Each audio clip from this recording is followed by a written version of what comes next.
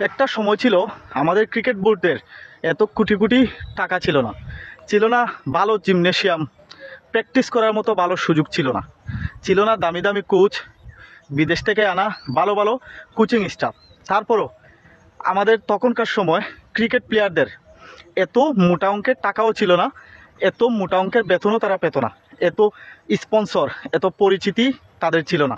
তারপরও তখনকার ক্রিকেটারদের মনোবলটা ছিল অনেক শক্ত, তারা প্রতিনিয়ত ভালো খেলার চেষ্টা করত, যার কারণে তখনকার সময় ভারত, পাকিস্তান, ওয়েস্ট ইন্ডিজ বিশ্বের বড় বড় দেশগুলোতে হারানো সক্ষম হয়েছিল। এবং আস্তে আস্তে বাংলাদেশের ক্রিকেটের জনপ্রিয়তা বাড়তে থাকে। আজকে বাংলাদেশের ক্রিকেটের জনপ্রিয়তা আছে, কোটি কোটি টাকা আছে, ফিটনেস সুবিধা আছে, ভালো জিমনেশিয়াম আছে, একটা প্লেয়ারের তোলে বা একটা প্লেয়ারের পেছনে লক্ষ লক্ষ টাকা খরচ করার ক্ষমতা আছে। তারপরও আজকে আমাদের দেশের ক্রিকেটের মান খুবই দুর্বল এবং আমাদের প্লেয়াররা তারা ভালো খেলতে চায় না, ভালো খেলার চেষ্টা করে না। লক্ষ লক্ষ টাকার বেতন আছে, তারা ততদিন ভালো খেলে যতদিন কিন্তু তারা প্রচুর টাকার মালিক না হয়।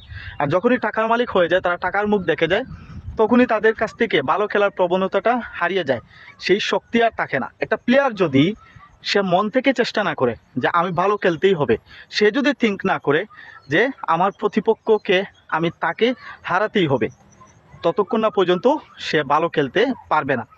আমাদের প্লেয়ারদের কোটি কোটি টাকা বেতন দেওয়া হয়, তারা দল হারুক বা জিতুক সেটা বড় কথা নয়, তারা তো কোটি টাকা পাচ্ছে, এটাই হচ্ছে তাদের কাছে এখন ফ্যাক্ট। তাদেরকে এখন জিম করার জন্য প্রতিপক্ষের জিম সেন্টারে যেতে হয় না, তাদেরকে এখন কুল ড্রিঙ্কস বা এনার্জি ড্রিঙ্কস খেতে হলে প্রতিপক্ষের কাছ থেকে গিয়ে দাঁড় করে সেলাইন আনতে হয় না। আর সেজন্যই তাদের ভেতরে সেই খেলার শক্তিটা এখন নাই। বর্তমানে আমাদের ক্রিকেট দলের কোন প্লেয়ারটাকে দুষবেন, কোন কোচকে দুষবেন, কোন বোর্ডকে দুষবেন? আসলে সব কিছু মিথ্যা। কোচেরও কিছু করার থাকে না, বোর্ডেরও কিছু করার থাকে না।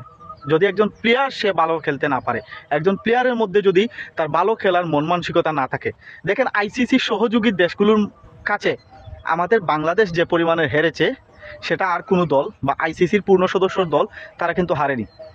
আমেরিকার সাথে বাংলাদেশের সিরিজ হারে, ইউএইর মতো ক্রিকেট দলের কাছে আমাদের বাংলাদেশ দল সিরিজ হারে। এর চেয়ে লজ্জা একজন বাংলাদেশের ক্রিকেট সমর্থক হিসেবে, ক্রিকেট ভক্ত হিসেবে, এর চেয়ে লজ্জা এবং এর চেয়ে কষ্টের আসলে আর কিছুই থাকে না। যেই ক্রিকেটটা বাংলাদেশের জনপ্রিয়তা ছিল আকাশচুম্বী, বাংলাদেশের বর্তমান প্রজন্মের ক্রিকেটারদের জন্য সেই জনপ্রিয়তা আস্তে আস্তে বাংলাদেশ থেকে হারিয়ে যেতে বসেছে। ক্রিকেটারদেরকে যেখানে বাংলাদেশের মানুষ ভালোবাসতো মন প্রাণ দিয়ে, সেই দেশের মানুষই এখন ক্রিকেটারদেরকে ম্যাচ শেষে গালি দেয়। তারা যখন ড্রেসিং রুমে ফিরে, তখন দর্শকদের গালি শুনতে শুনতে ফিরতে হয়। কেন? কারণ দর্শকরা তাদেরকে সমর্থন করে আজকে লজ্জার শিকার হয়, লজ্জা পেতে হয় অন্যান্য দেশের ক্রিকেটারদের কাছে। তাই আসলে প্রথম অবস্থায় যেটা করা উচিত, বাংলাদেশের সকল ক্রিকেটারদের বেতন অর্ধেক কমিয়ে আনা হোক এবং তাদেরকে শুরুতেই টাকা কামানোর সুযোগ যেন করে না দেওয়া হয়। তারা আগে ভালোভাবে পরিপক্ক হোক, তারপর সে টাকা কামাবে। আমি ক্রিকেটারদের বেতন কমানোর পক্ষে 100% সমর্থনে আছি।